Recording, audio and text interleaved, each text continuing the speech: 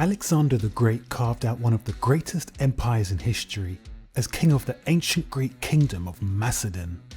Taking the throne at just 20 years of age after the assassination of his father, Alexander spent almost the entirety of his ruling years fighting a military campaign, earning a reputation for unparalleled skill as a military commander.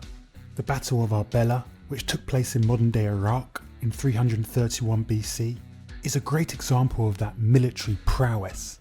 It was fought between the Army of Macedon, of course led by Alexander himself, and the Persian Army, led by King Darius III. During a previous battle, Alexander took Darius' wife, mother, and his 2 daughters as prisoners to emphasize his dominance in the region. After this, Darius tried several times to negotiate with Alexander, offering him half his kingdom and even his own daughter in marriage, with the goal to get him to leave what was left of his empire. These attempts failed, with the Battle of Arbela the inevitable consequence. The Persian force was estimated at somewhere around 100,000, with a mix of light and heavy infantry, archers, cavalry, and chariots. By contrast, Alexander commanded just 47,000, 31,000 heavy infantry, 9,000 light infantry, and 7,000 cavalry. Not content with having such a numerical advantage, Darius also chose a location, setting out his army across a broad, flat plain, giving him the best opportunity to make his massive force count. Darius sat in the centre, amidst a massive infantry phalanx, with mobile cavalry and chariots to the flanks.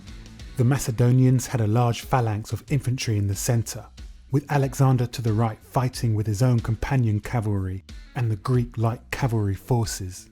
On the left of the phalanx, his trusted general Parmenion took charge of the Thracian cavalry, Thessalians and archers.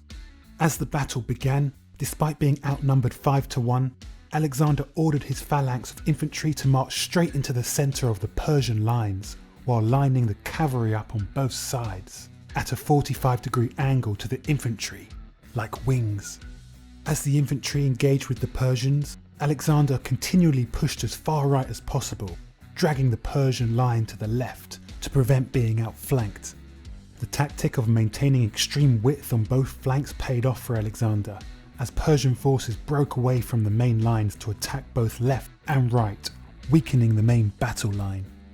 Alexander took his reserve infantry and his cavalry in a wedge formation and charged from the right into the Persian centre already occupied with fighting the phalanx.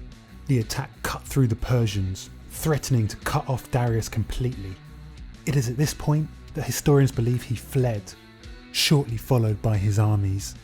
Darius was later killed by his own forces, marking the end of the Persian Empire, with Alexander the Great the unquestioned king of the region. Do like and subscribe if you enjoyed the video, and from all of us at History HQ, we'll see you next time.